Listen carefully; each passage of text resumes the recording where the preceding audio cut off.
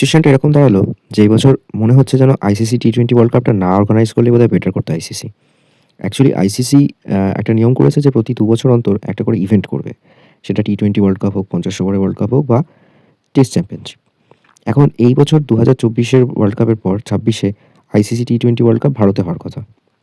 কিন্তু পাকিস্তান যেহেতু ভারতে খেলতে আসবে না আগেই জানিয়ে রেখেছে, সেজন্য গ্রুপ ম্যাচগুলোকে কলম্বো অর্থাৎ শ্রীলঙ্কাতে শিফট করা হয়েছে পাকিস্তানের জন্য। এখানে আরেকটা বিষয় বলার ভালো যে পাকিস্তানের সাথে ভারতের সেম গ্রুপে ফেলাটা আইসিসি নিয়মে পরিণত করেছে। কেন? না এই আইসিসির ইভেন্টগুলোতে মেন আকর্ষণ থাকে ভারত-পাকিস্তানের ম্যাচগুলো। বিকজ এই দুটো দেশ বাইলেটারাল কোনো সিরিজ খেলে না। তারা এশিয়া কাপ বা কোনো আইসিসি রিলেটেড ইভেন্ট হলে তখনই সেটাতে পার্টিসিপেট করে এবং তখনই খেলা হয়।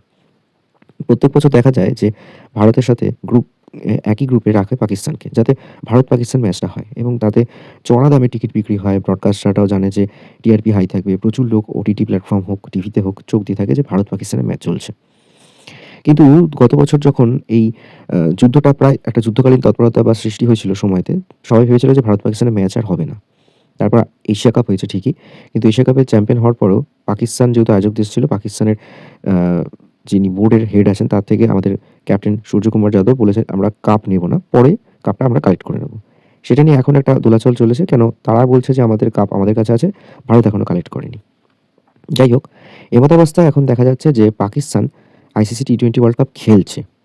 কিন্তু ভারতের সাথে গ্রুপ ম্যাচটা খেলবে না।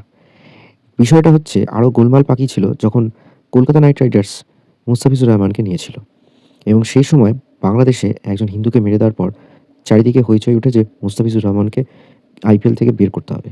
বিসিসিআই একটা সার্কুলার জারি করলো এবং সবাই জানেন যে মুস্তাফিজুর রহমানকে পরে কেকেআর ছেড়ে দেয়। এরপর দেখা গেল যে বাংলাদেশ গভর্নমেন্ট অন্তর্বর্তী সরকার বলল যে বাংলাদেশ যদি ভারতে খেলতে চায় গ্রুপ ম্যাচ হোক বা যেকোনো ইভেন্টে, তাহলে বাংলাদেশের প্লেয়ারদের সিকিউরিটি ল্যাপস হতে পারে।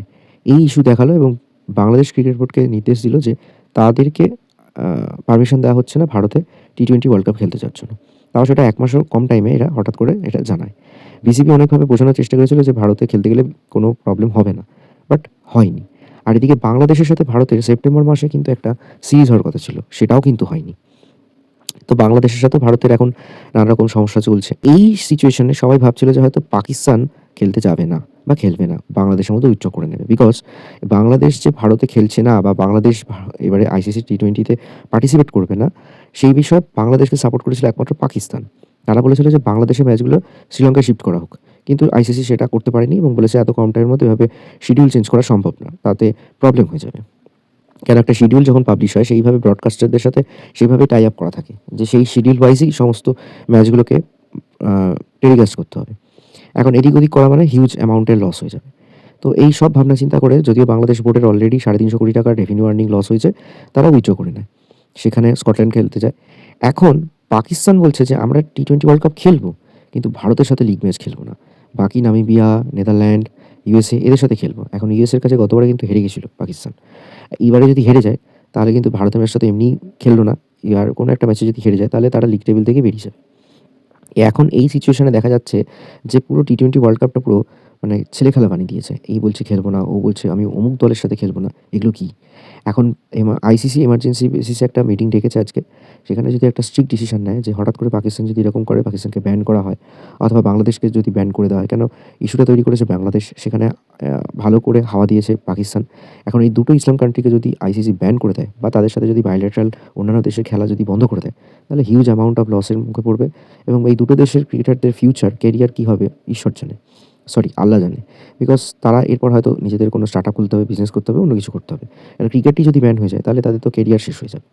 আর একটা ক্রিকেটারের খেলা তো শুধু নয়, তার সাথে প্রমোশন, বিজ্ঞাপন এগুলো জড়িয়ে থাকে। সেগুলোও কাজ চলে যাবে। তো ন্যাচারালি ক্রিকেটের মাধ্যমে ন্যাশনাল, ইন্টারন্যাশনাল যে তাদের পরিচিতি সেটাও হারাবে।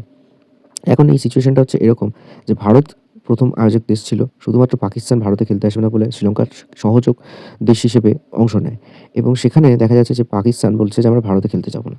আইসিসি চেয়ারম্যান জয় শাহ আমার মনে হয় এরপরে একটা এমার্জেন্সি মিটিং যে ডেকেছে তাতে একটা স্ট্রিক্ট ডিসিশন নিক। যাতে পাকিস্তান এবং বাংলাদেশকে বুঝিয়ে দেওয়া হোক, ভাই তোমাদেরকে প্রোটোকলের মধ্যে থাকতে হবে।